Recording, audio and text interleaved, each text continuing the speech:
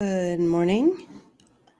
It has been a few days since I have gone live on the channels, and I wanted to give everyone an opportunity to uh, come on board with me and make a comment in the chat and let me know how you're doing on this September 12th, 2023. I was, originally thinking, okay, I'm going to try to do like a Friday episode, which was last Friday. So today's Tuesday. So I was thinking of doing a Friday episode. And then we were traveling all day Saturday and Sunday. So that was out. And then yesterday was 9/11. And I was like, I can't compete with all of the hysteria and the gibberish and the nonsense that goes on social media on 9/11. So what was originally going to be a Friday broadcast has turned into a Tuesday broadcast. So I want to thank you for joining me. If you want to leave a comment in the chat, if you want to share this, if you think it's something that someone you know might benefit from somehow, in this crazy time. It's not quite 10 o'clock in the morning where I am on the East Coast. Yes, I said East Coast. A lot of people are very confused as to where we actually live. So, yes, we did close on a house in March of this year in the Gulf. We are just steps away from the Gulf of Mexico in the new house, but it has taken us March, April, May, June, July, and August to be working with contractors. We had to paint a giant, huge room. It's a couple hundred square feet and a hallway all by ourselves because we ran out of money to pay contractors. We've had to follow up with contractors, and it's really difficult to do when you're 1,000 miles apart. So what we've been doing is taking like every 6 weeks or so since March, traveling the distance to the new place, looking over the work that's been done, and then critiquing it, making some changes, making a few upgrades here and there, on our own dime. And so this, let me just put it to you this way.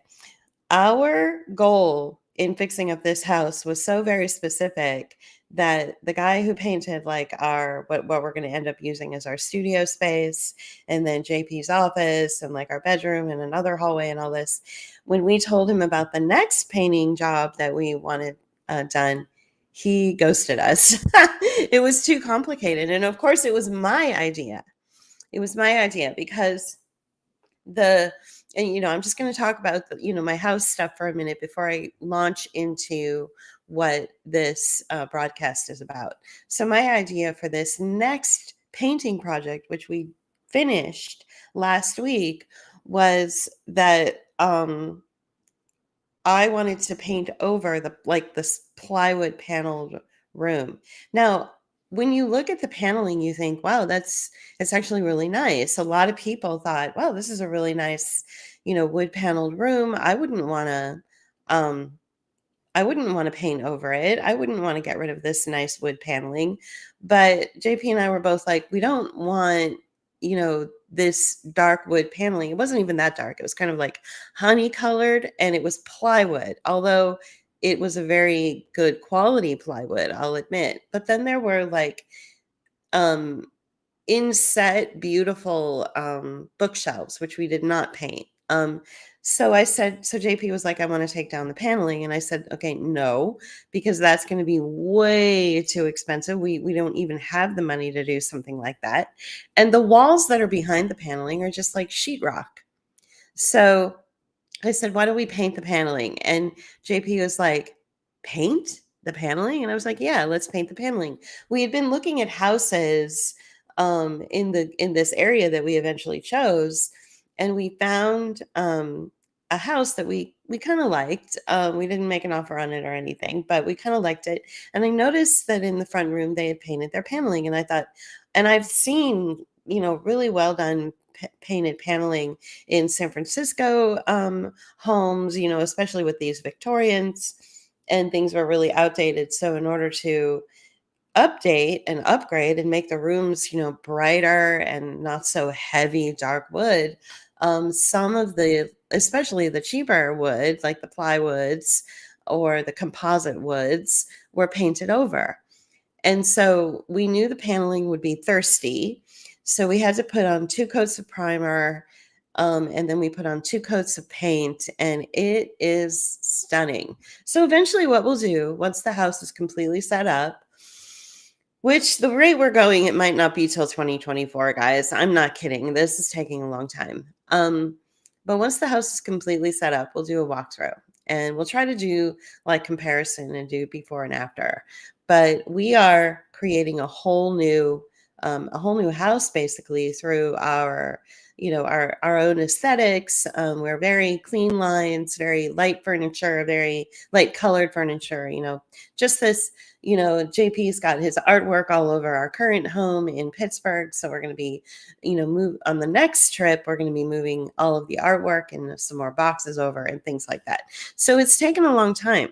But my idea, I'm so happy it came to fruition. And I'm so happy that I have a husband who's open to it, because at first he wanted to rip down walls. And I was like, do you realize how much dust and dirt and debris that would create in the house, with brand new floors installed all the way through the house?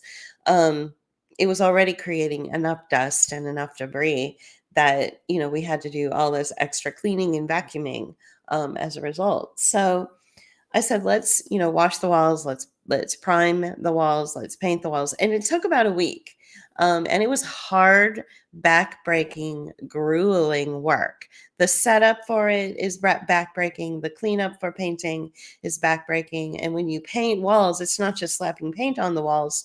Like I said, you've got to prime the walls. You've also got to prime the ceiling and paint the ceiling. So we're talking like a couple hundred square feet of a room that is going to be our dedicated, like, sort of library music room.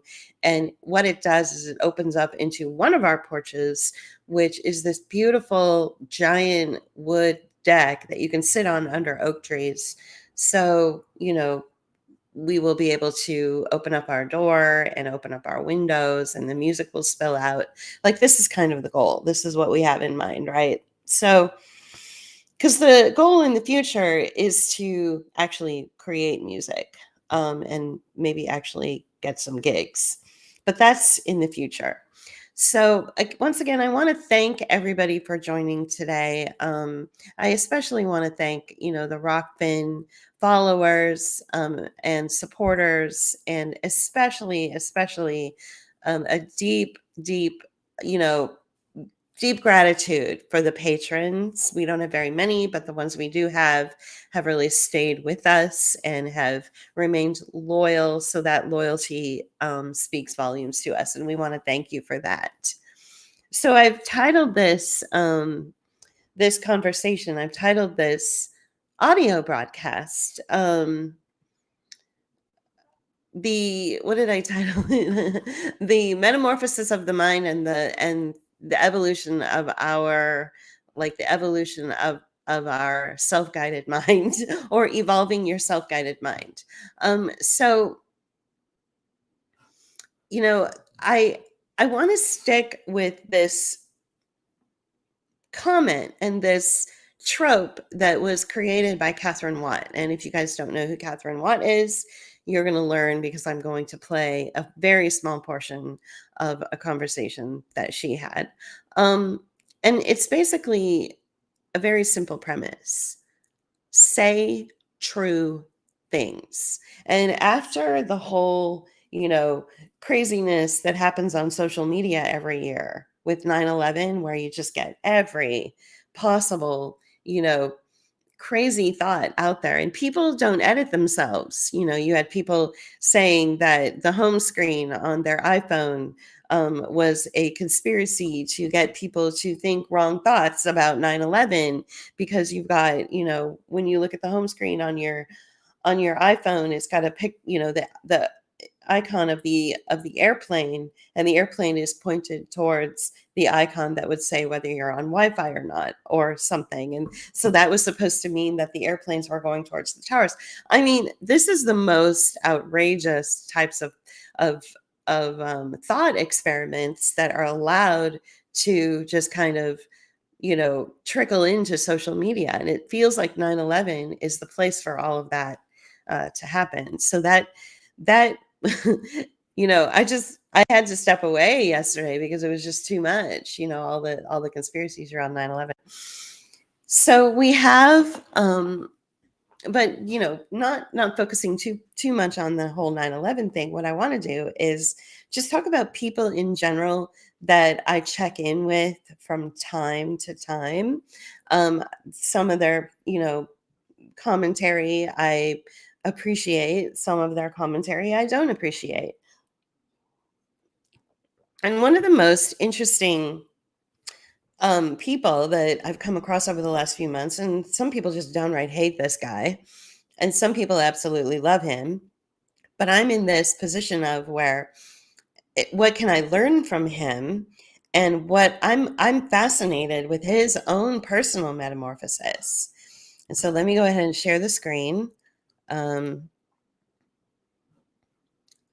let's see, share screen, share screen. Sorry.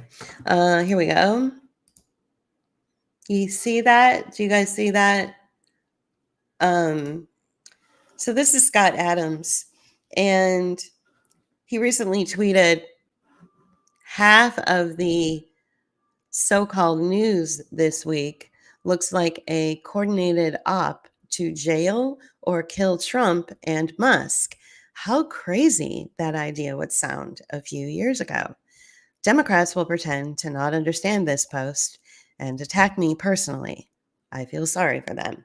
So this is Scott Adams, who was the creator of the Dilbert comic, and he's pretty interesting because he went from being sort of like, I guess I didn't really follow him at this time, but I guess he went from being like pretty pro, like COVID shot or pro vaccine or something, and then he came out and said, "You absolutely should not do this. You should not take it." And he had a full on. He is that metamorphosis that we want to see from our family and friends, and he had it. And so he was thrown out there into social media and into the world to tell us people can change, people can come to their senses. And everybody just kind of breathed this sigh of relief when he came onto you know social media popularity. Of course, he's been canceled, he's been attacked, he's been called a racist, he's been called a white supremacist. He lost his income stream. I mean, he even had to sell. I mean, I sound like I'm, like I feel sorry for a billionaire or whatever, but he sold off his Apple shares, I think, probably to recoup some money that he lost. I mean, he lost everything, and he had to reinvent himself at an older age, which is really challenging to do. And he's doing it, in the best way he can, and he's making commentary about what he sees on social media. And yeah, these weird attacks against Trump and Elon Musk. Not that I'm a fan of either of them, but these weird attacks against them by in and of themselves are very disturbing to see. And so he basically says what we're all thinking anyway. But he has he has the influence, and the safety, kind of the social media safety net that will keep him from getting ignored if if he says something like this, like he tweeted today. If I had said it, I would be ignored. Because I'm a squelched and marginalized and ignored, and don't really have a big following. But Scott Adams is a different person, right? So he can get away with saying this. And even as I'm speaking, this tweet is getting retweeted and liked, even in real time, and it's already like over an hour old. So um so this is an individual that, believe it or not, he also has a very Zen Buddhist approach to life.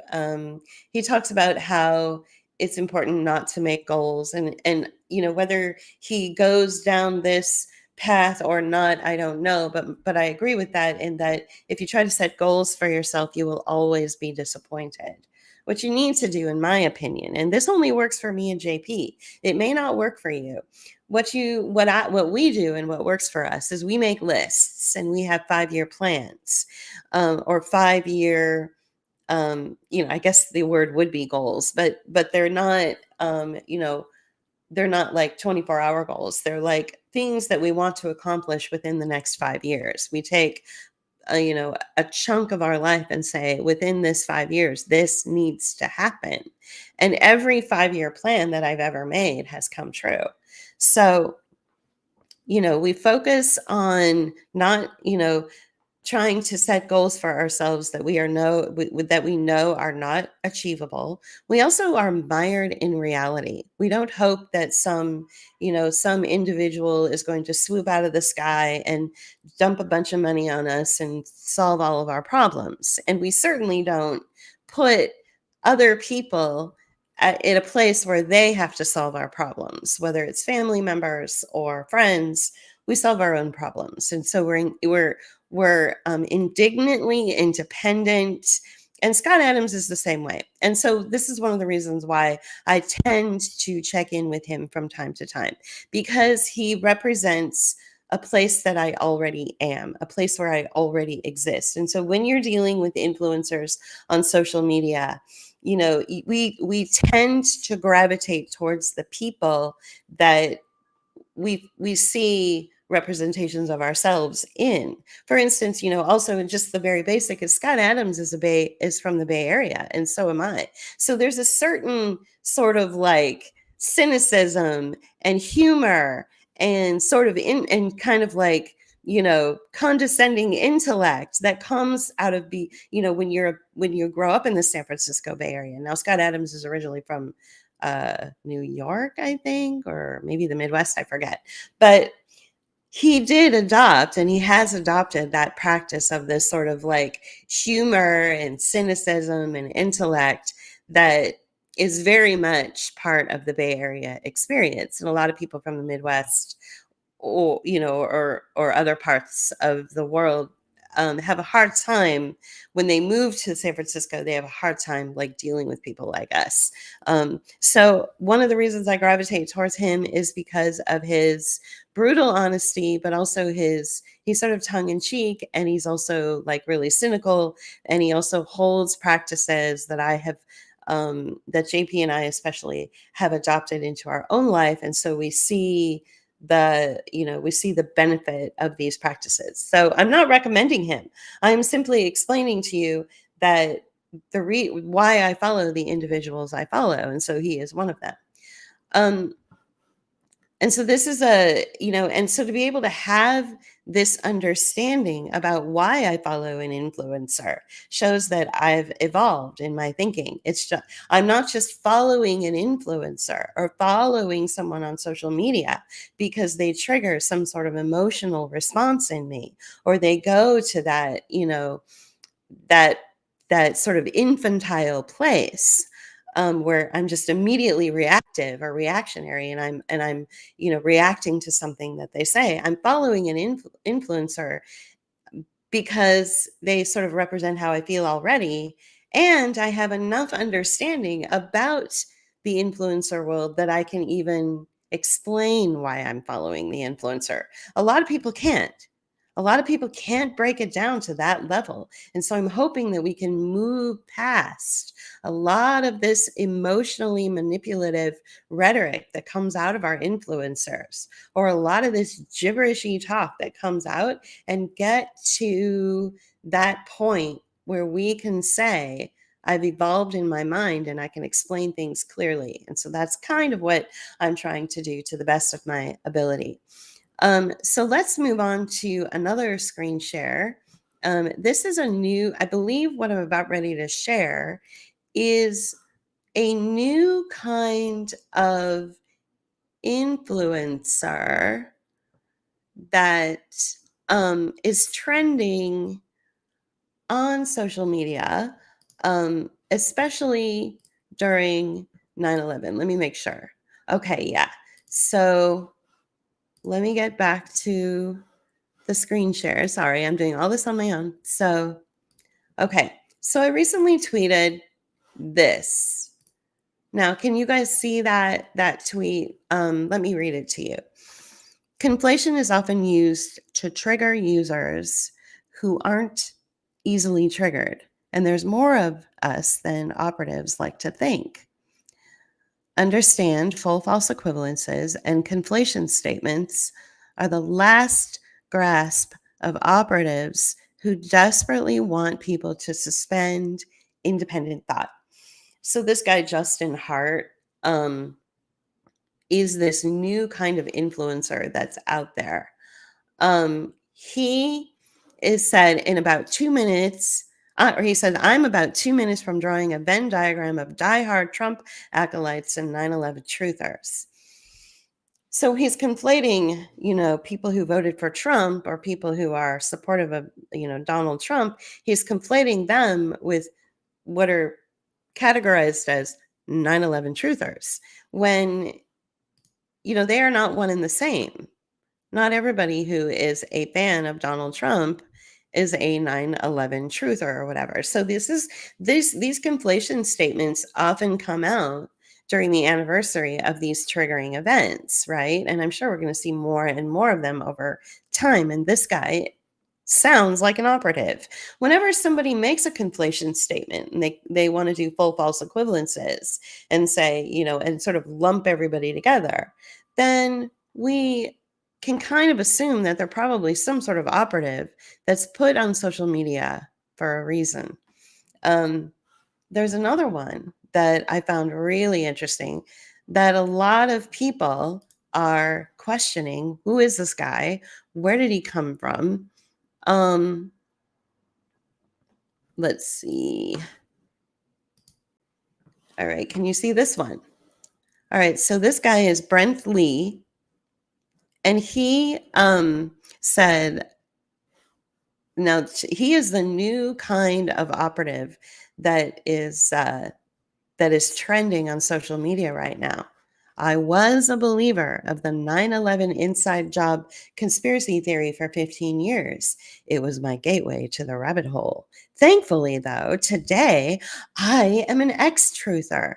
This picture clearly shows the core of World Trade Center 1 and 2. And this picture is one that no 9/11 conspiracist will show you because it destroys their argument. You can see quite clearly that there would have been no controlled demolitions needed for it to collapse.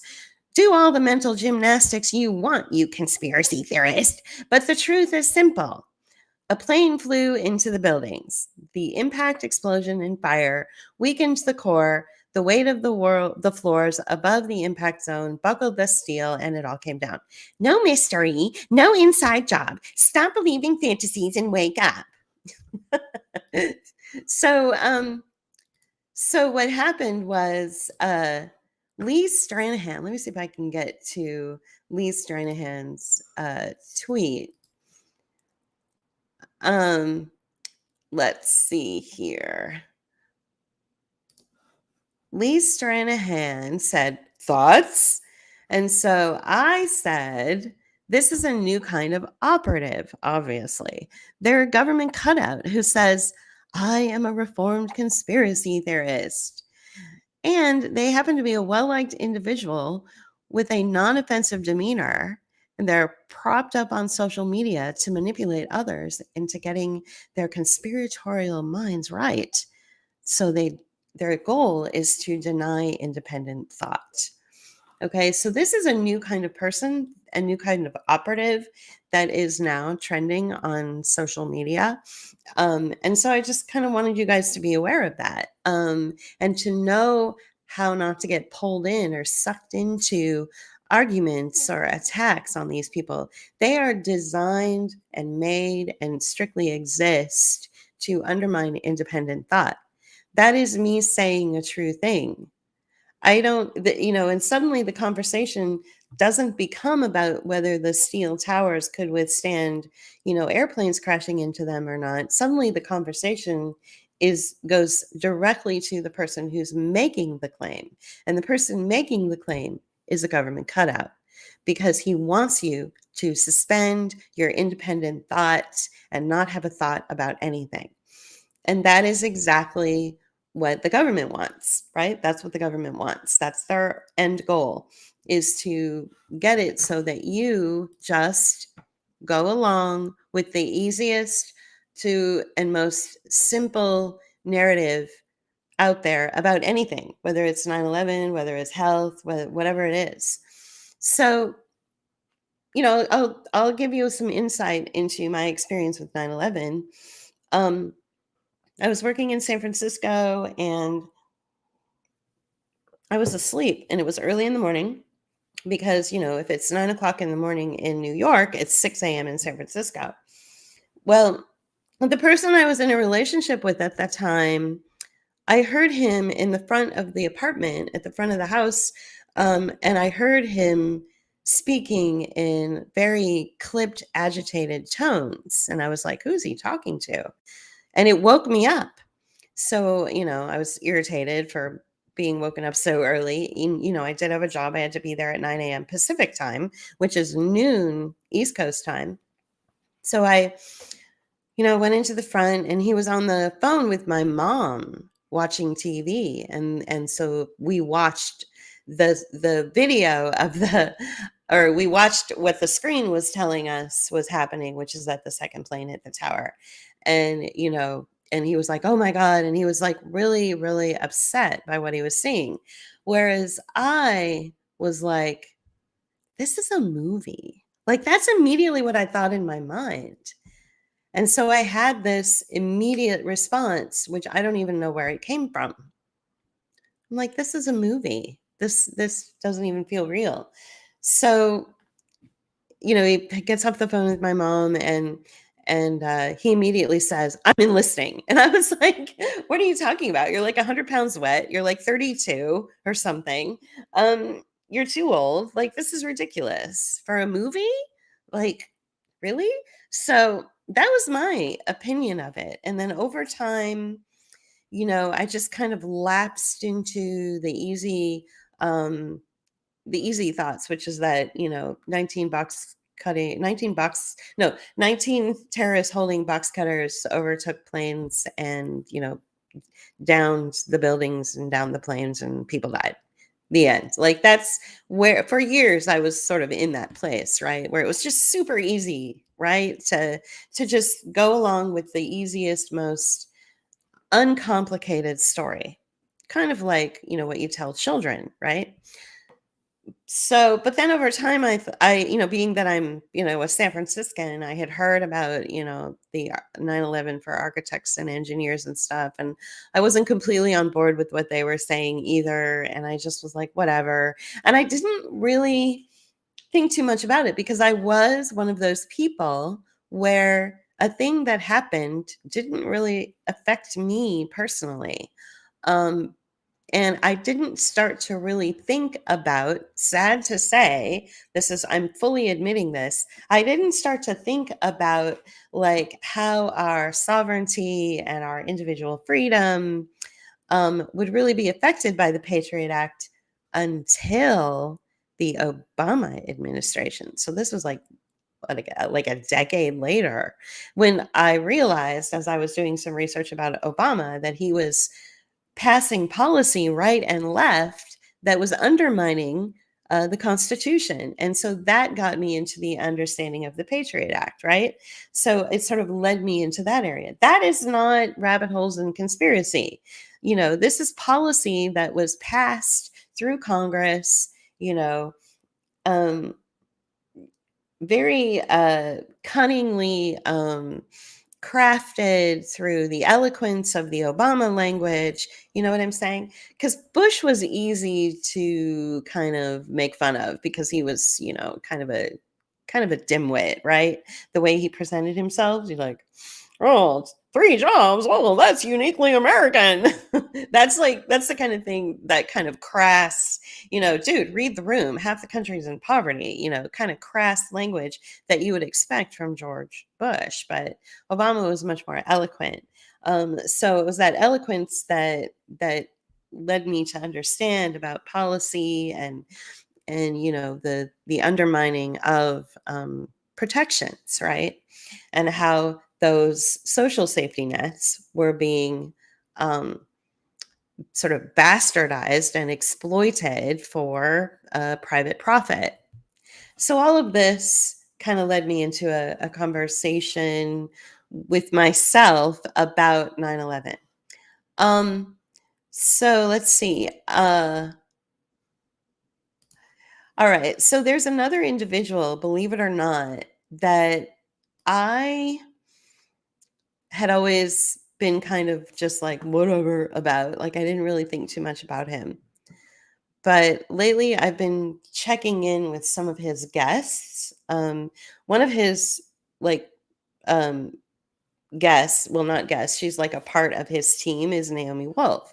So let me share the screen of this individual. Um, all right. All right. So this is him, right? So Steve Bannon, former Breitbart dude, right? Former Trump, he was like what was he like the media guy, political strategist for the Trump administration. Wikipedia says, that he runs this far right news outlet called Breitbart. And he's got all sorts of conspiracy theories, and he's really, really, a troubled person, and he's a terrible person, and blah, blah, blah, and all that stuff, right? But some of the stuff that he says and some of the guests that he has on are pretty interesting. And I, and so when you are a liberal, like well, not I wasn't a liberal, but I was definitely someone who believed that Steve Bannon was like a bad guy. Okay, that he was just like a conspiracy theorist, and that he was far right wing, and he was a danger to our country and all this.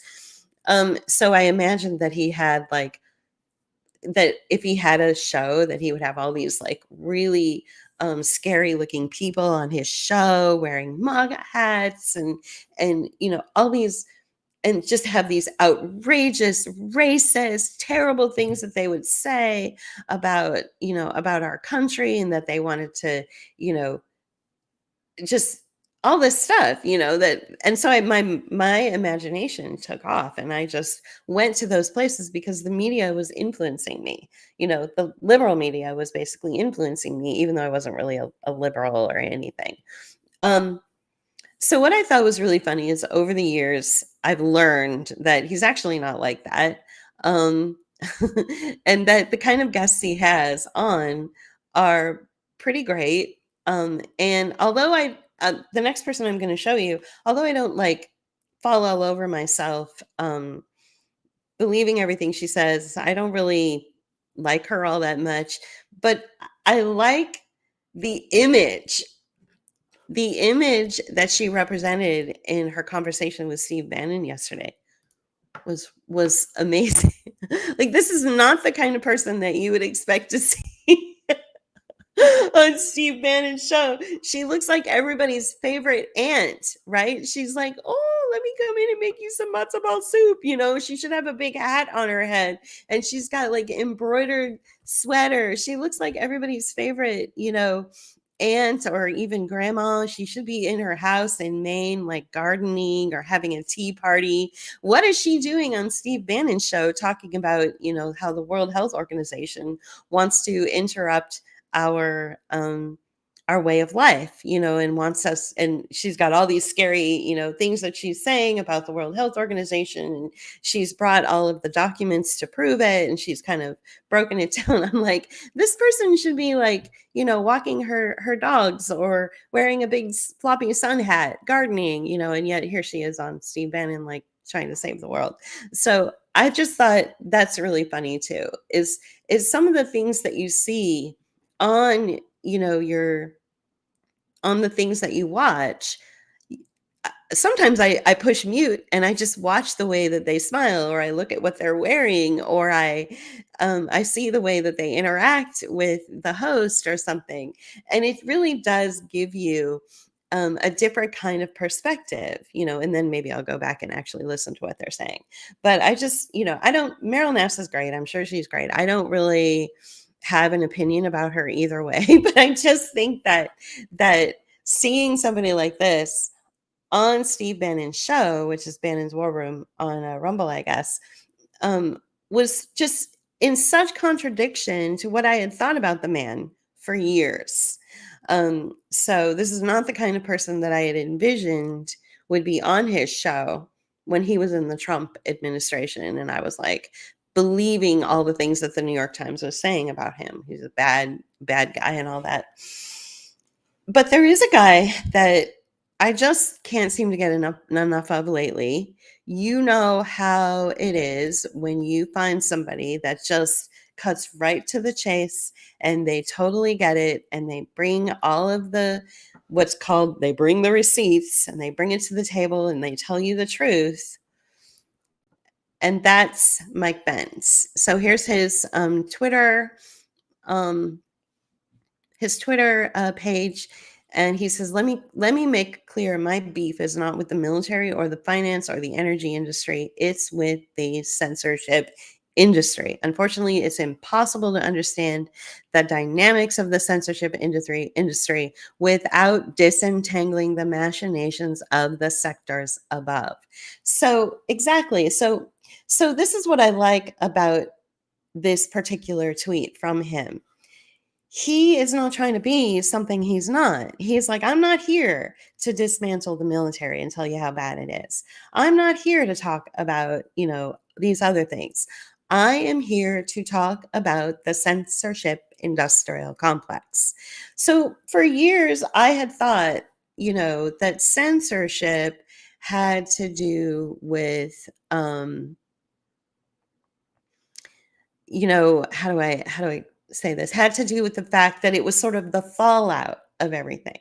Like censorship was something that happened because of something else, and that it was the military, or it was the health industry, or it was other big corporations or big finance or whatever that was keeping certain information from the public space, which is social media, and that censorship was something that sort of happened as a result of making these discoveries about these different industries, right? When what Mike Benz taught me is that censorship is an industry. It is another industry. And so he is there to focus on that. And he is there to, kind of pick it apart and explain what, how it is built, the foundation of it, and how it becomes an industry unto itself, where there's money, there's an exchange of power and money, like it's a whole industry unto itself. And so I just thought that it was a fallout or a reaction to other industries. Do you see what I'm saying? Do you follow my logic there? If not, well, maybe you'll figure it out. But he explained very clearly that it is its own industry, which I thought was fascinating. So again, so another thing about Mike Benz that I like is that he'll throw out these really intense talking points. He'll take 7 minutes and do like a Twitter live, and he'll break it down for you, break it down, and it's a lot of information.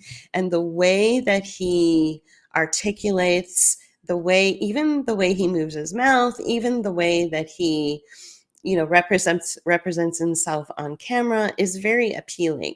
I'm reminded of that that line from Pride and Prejudice where Elizabeth Bennet's aunt says of Mr. Darcy, it's the way his mouth moves. There's a certain comforting honesty to the way his mouth moves. Now I'm paraphrasing, but that's what I feel when I see Mike Benz, like a sort of comforting honesty, And so I tend to gravitate towards him lately. I tend to gravitate towards what he's saying and what he offers. And what I also like about him is that, he's not all business. Like he's he's an excellent piano player. So he has, he takes his iPhone, I guess, and he records himself like playing pianos. Like he found a piano on the street in like the town he lived in, somewhere in Florida, I guess. And he started playing this, piano that someone had thrown away. He started playing it, which is like a lot of what you see in San Francisco. Well, you used to, there would be these pianos around and people would just play them. And so that appealed to me, that sort of triggered some sort of a nostalgic feeling inside of me. So again, that pulled me even closer to him. Like I wanted to see more of what he was about. Turns out he's an amazing piano player. And I think he even sort of insinuated that he has a family of musicians. And he's also very physically fit, which is what you need. You need more men to be physically fit, and consciously aware of health and he's physical, and that's a good thing to be physical while you're podcasting and while you're telling, all of this really important information. It keeps the mind lubricated. It keeps the mind going. So there's so much about his holistic approach to delivering a message that appeal to me and appeal to my senses. Some people maybe won't like him, but so you see, you have to understand why you follow the influencers you follow. I think it's really important. I think that if you're just following someone because they trigger a response from you, then that's not enough. Like you need somebody that is really relatable. You need somebody that gives you sort of a sense of comfort and safety, but you also need somebody that will tell you the truth in the harshest way because they know you can handle it. And for one, I don't believe for 1 minute that people like Scott Adams or Steve Bannon or Mike Benz are government cutouts. I don't believe for 1 minute that they're operatives. But I reserve the right to change my mind over time because, you also have to understand when you're dealing with social media influences and the metamorphosis of your mind and how your mind evolves around these different thoughts and this different information, this heavy, heavy information that you're being pelted with, that over time you will evolve. You will have a different viewpoint. You will change your position and you will see things from, instead of seeing things straight on, you might head over to this corner over here and look at it from a different perspective. You might look at it upside down. You know what I'm saying? So never ever get too comfortable with your influencers and never get too like just steady with your comfort zone. Like you've always got to keep it a little edgy. And I think right now, those three people that I've just mentioned, Scott Adams, Steve Bannon, and Mike Benz, are three men that work for me.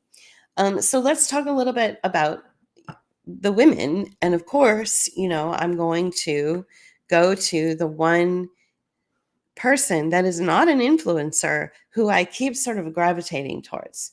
And you've seen this before, and so I'll show it to you again.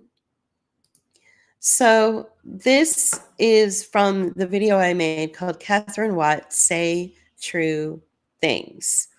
And so I'm just going to play a portion of what she said, just a very small clip, and then I'll break it down.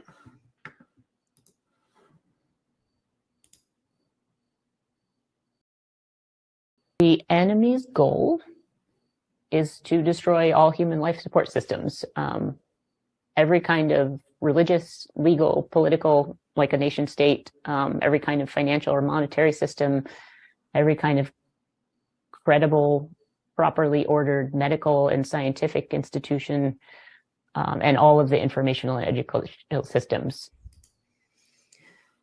Okay, so that is Catherine Watt. Now, whenever there is a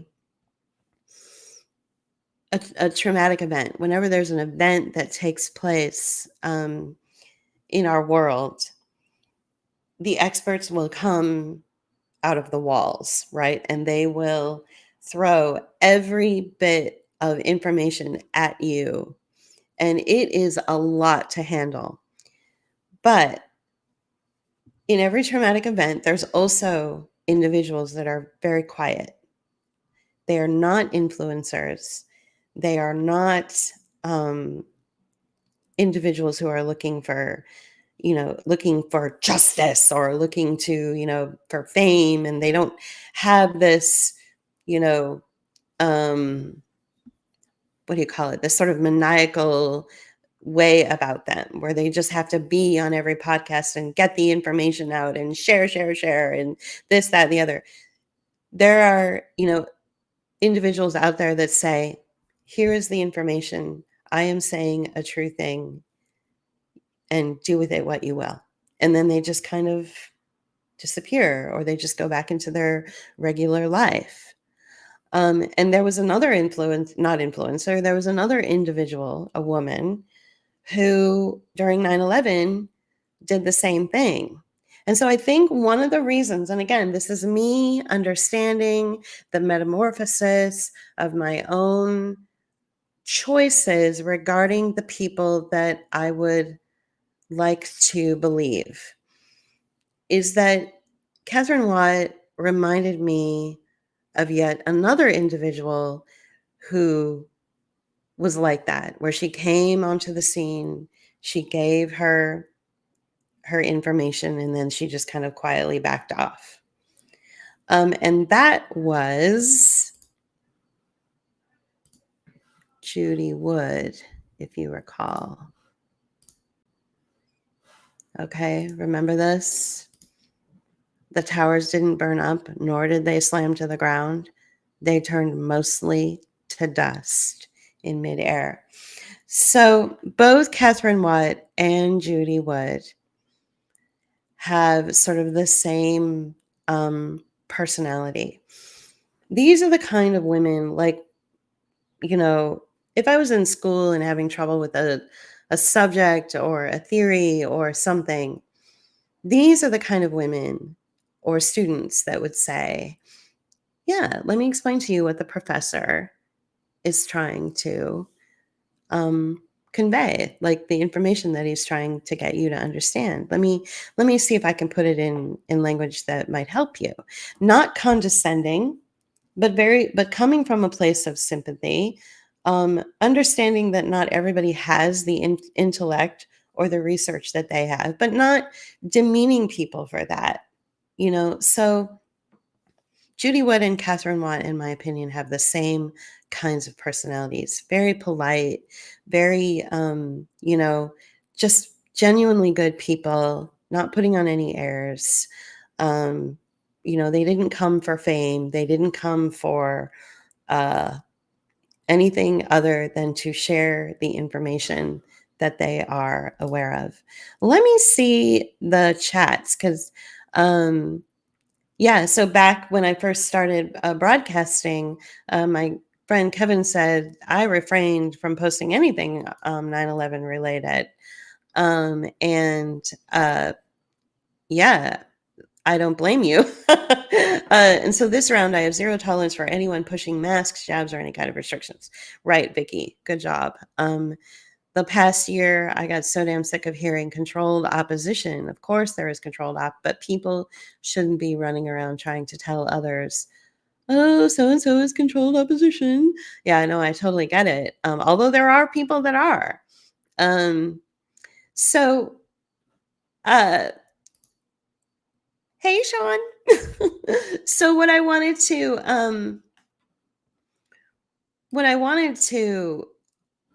just really, drive home is that we are drawn to our influencers who um who we can relate to. We are drawn to the influencers and to the individuals um who sort of finish out the conversations that we're having within anyway, right? We imagine that our influencers are maybe somebody that we could have a beer with or hang out with or pour over documents together and really, bond over, you know, this newfound knowledge, right? So, I think we need to come to a better understanding of how influencers have shaped us, but how we ourselves, we already have our own belief systems. And so the influencers are there to help us ask more questions. That's a good influencer. Someone that would make you ask more questions and not just, you know, throw information at you and throttle you with it and demand that you believe it. Um, so in the metamorphosis of this, this thing, this social media thing that is designed to create sort of a secondary world to your real world, we also need to keep it in check. You have to go outside. You have to have, a plan for your own life. You have to live in the real world. A friend of mine just helped a friend he hadn't seen in many, many years, help her move from one location to another, and is probably going to continue to help her. We had neighbors come over and help us do that big painting job I was talking about at the very beginning of this broadcast. And, there was no internet involved. There was no social media involved. I'm not connected to these people in social media, you know. So we have to have a foundation of the real world where we have our families, our friends, and then our own personal life that guides us. And gets us to a better place. We, write out a list, an actual list on a piece of paper or in a notebook. Pen to paper is very rewarding, especially when you can cross it off. That's one of the most rewarding experiences for me. Being able to say, in 5 years, this is going to happen. I want this. And then to be able to cross that off, off my 5-year list. That's incredibly rewarding and satisfying. Don't let social media pull you away from satisfying your own personal growth, right? Let's see here. I think there was one last screen I wanted to share. It's been almost an hour, so I will be moving off of this in a minute. Right. So you know what? I'm going to go ahead and share it, but this isn't really what I'm talking about right now. What I'm talking about is the metamorphosis of the mind, how your own personal thoughts and cognition have evolved over time. Let's see. But this is, something that I should probably share since it is part of the deal. So September 11th was an attack on human consciousness, a form of trauma-based mind control that went off very well and set the stage for many follow-up psyops, just like the COVID measures. So there's a book called Where Did the Towers Go by Judy Wood, which will help to, what this book does is it doesn't tell you what to think, but it informs you like how to think, right? And so that's what's really, really important as we continue our education about the world and we continue to allow influencers to sort of, shape us and we glom onto them. One of the things that I really like about Scott Adams, which I mentioned at the very beginning of this broadcast, I'll show you his Twitter page, and he just wrote a book called Reframe Your Brain. One of the things I like about his podcasting when he goes live every day is he puts things in the forms of questions. He's like, what do you think about this story about the Trump indictments? What do you think about this story about Vivek Ramaswamy? What do you think about this story about, the Democrats? Or what do you think about this story about the fires? And so then he looks through the comments and he might repeat some of the things that people say. But he's always willing to, open up a dialogue, which I think is really important. He's willing to admit when he's wrong. He's willing to say when he doesn't know something. He's like, I need my audience to inform me. He actually lifts up his audience, which I hope I do as well. That our audiences are sometimes smarter than we are and provide information to us that is really helpful. And he says that about his audience. He's like, I think I have the smartest audience of any podcaster. Your audience wants to feel welcome, they want to feel appreciated. And so you need to be, I think that it's kind of necessary to follow influencers or follow these researchers or informative people who give back to their audience in that way and say, I couldn't have done this research and I couldn't have understood this concept without you. So influencers and the metamorphosis of this whole like process about thinking about where we are in the world and what's happening, there's all these different variables, and you have to be aware of each variable. You have to be aware of how they represent themselves. One of the reasons that I've been doing more audio broadcasts lately and not so much on video is because it's important for me to represent myself the way that I want you to see me.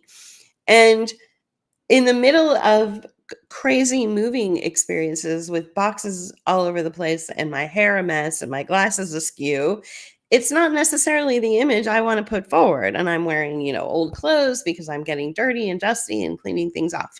So that's not necessarily the image that I want to represent to the world. I want to be a little bit more polished and together.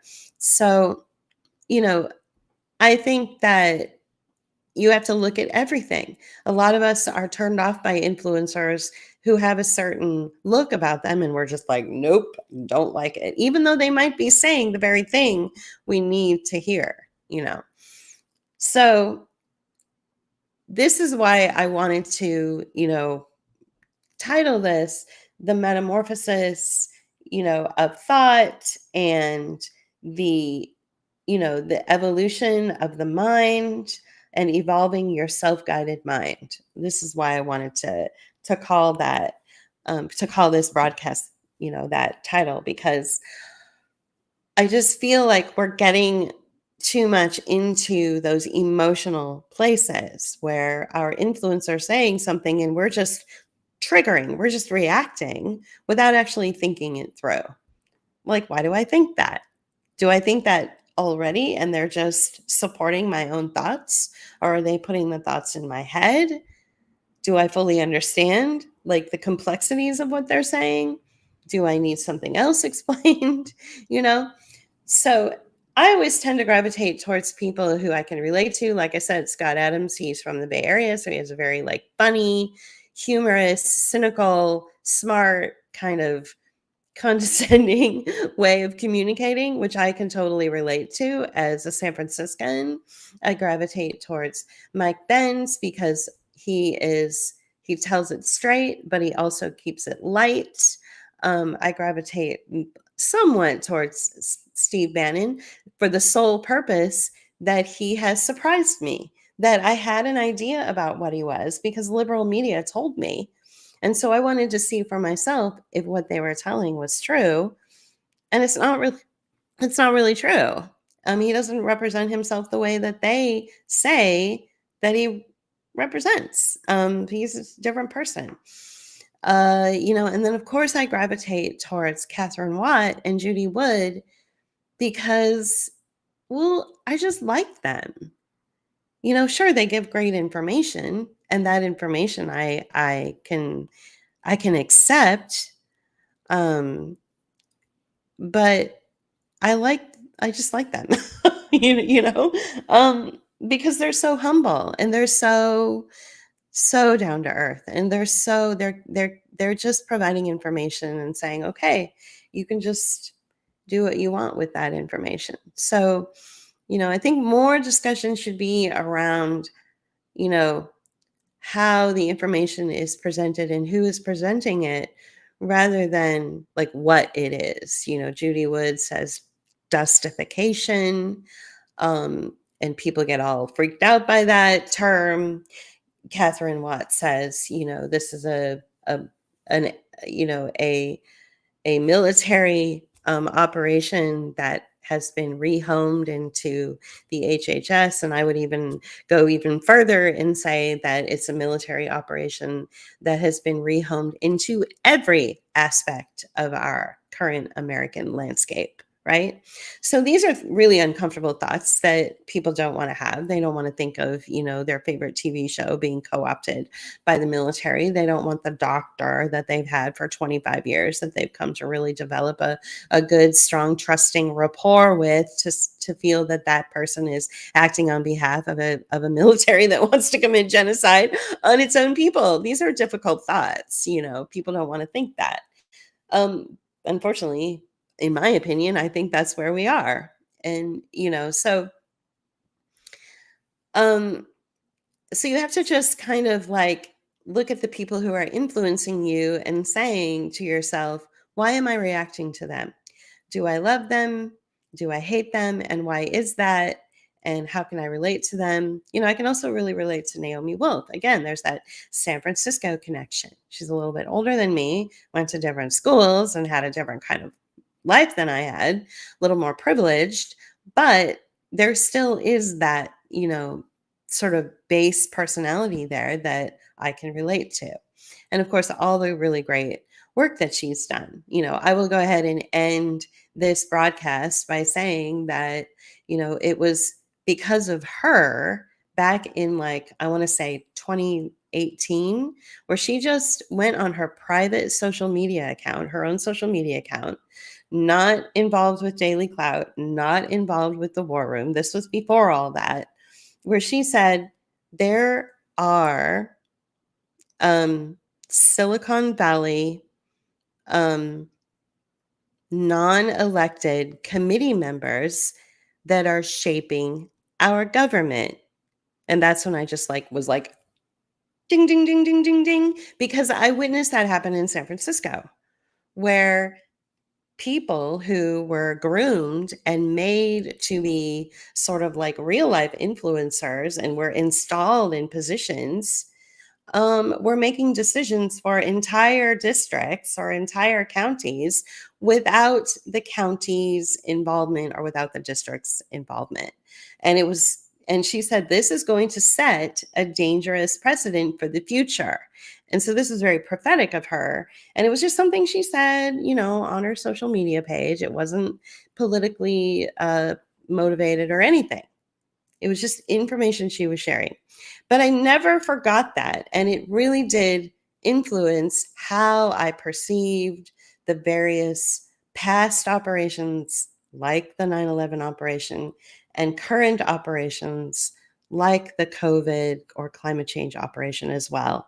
How committee members are part of the policy making structure now, as opposed to people that you would have elected. So I'm going to go ahead and end this stream, this broadcast, with that thought.